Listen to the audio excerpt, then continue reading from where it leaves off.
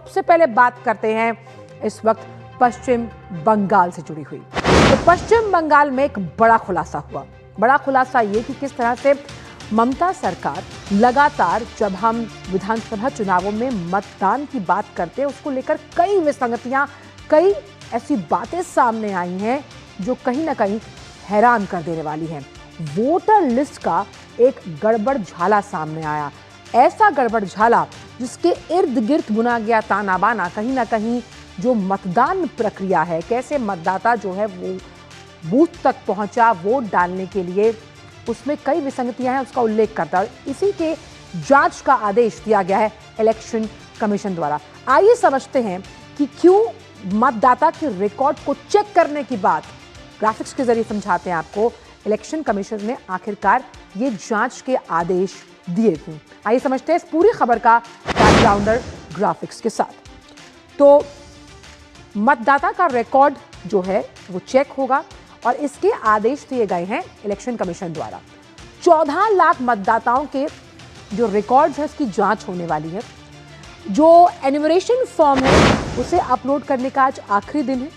इसके साथ ही ये सूत्रों के हवाले से खबर है कि करीबन 13,74,000 से ज्यादा जो मतदाताओं के रिकॉर्ड्स हैं, वोटर्स के रिकॉर्ड हैं, उसमें विसंगतियां पाई गई हैं।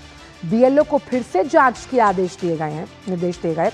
और ऐप में कहीं ना कहीं ये जो बीएलओ एमओएम का नया विकल्प है इसे शुरू किया गया। इसमें नाम, उम्र और ईपीआईसी कार्ड की जो दिक्कतें हैं वो शामिल करने की बात की जा रही है। और मसौदा सूची में नाम ना होने वालों की संख्या भी करीबन 57 लाख को क्रॉस कर गई है। अब समझाते हैं आखिरकार मसौदा मतदाता सूची में कितने नाम हटे, क्योंकि सीधी सी बात है कि वो जब नाम हटे हैं वो किस वजह से हटाए गए, इसका खुलासा हमने आपको बताया। वो नाम क्यों हटाए गए तो आप देखिए, मसौदा सूची है उसमें मृत जो हैं लोग, अगर उनकी बात की जाए तो वो 24 लाख से ज़्यादा है। लापता लोगों का अगर मैं जिक्र करूं तो वो 11 लाख से ज़्यादा है। स्थानांतरित यानी कि अगर वो एक स्थान से दूसरे स्थान चले गए तो वो 19 लाख से ज़्यादा है। डुप्लीकेशन जो हुआ है वो भी 1 लाख से ज़्यादा है। वहीं अन्य की अगर बात की जाए तो 54,000 और कुल इसका आंकड़ा जो है वो 57,52,000 से ज़्यादा है। तो कहीं ना कहीं अब विधानसभा चुनाव आने वाले हैं जैसा कि हम जानते हैं, और उन चुनावों को पारदर्शी, निष्पक्ष करवाने के लिए इलेक्शन कमीशन पर बहुत अहम गहन जिम्मेदारी है। जिम्मेदारी ये कि मतदान प्रक्रिया को निष्पक्षता के साथ सुनिश्चित किया जाए और एसआईआर का जो संवैधानिक प्रणाली के अंतर्गत ये पूरी प्रक्रिया आती है, बीएलओ उसे लगातार कर रहे हैं। लोगों के पास जा जाकर वो फॉर्म जब भरे गए उसमें कई विसंगतियां सामने आई। हमने कई बार न्यूज़ पंच के इसी मंच से खुलासा किया कि कई ऐसे वोटर आईडी कार्ड्स मिले जो डुप्लीफाइड थे। गांव के गांव खाली हुए हैं।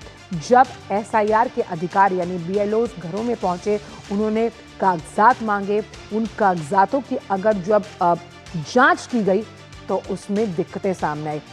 सौरभ दत्ता इस वक्त जुड़ गए हैं हमारे साथ। सौरभ, सवाल ये कि इलेक्शन कमीशन लगातार सख्त होता जा रहा है और ऐसे में जो जांच के आदेश दिए गए हैं बिल्कुल परेशानी का सबब ममता सरकार के लिए।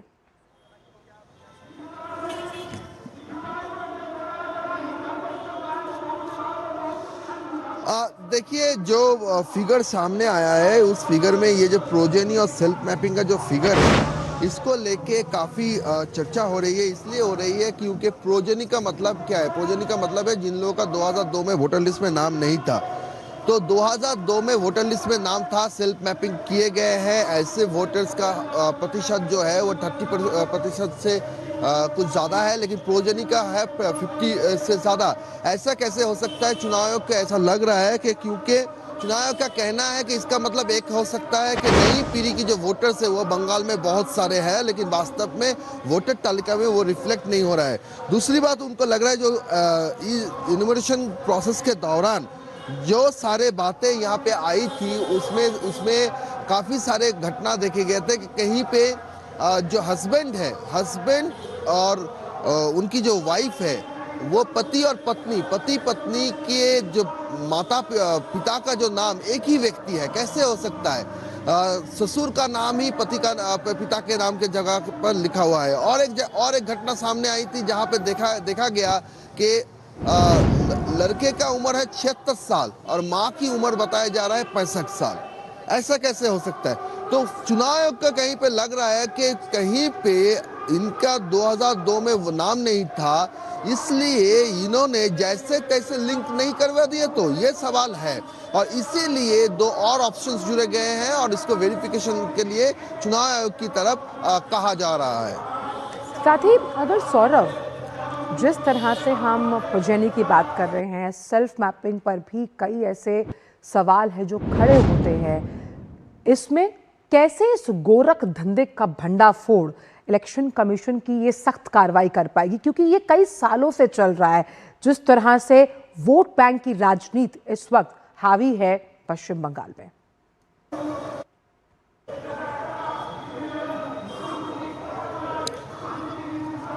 देखिए, इलेक्शन चुनाव आयोग का जो कहना है, इसीलिए चुनाव आयोग ने क्या किया, चुनाव आयोग ने अभी जो है मानो एक आईपीएल का टीम खड़ा कर दिया हो।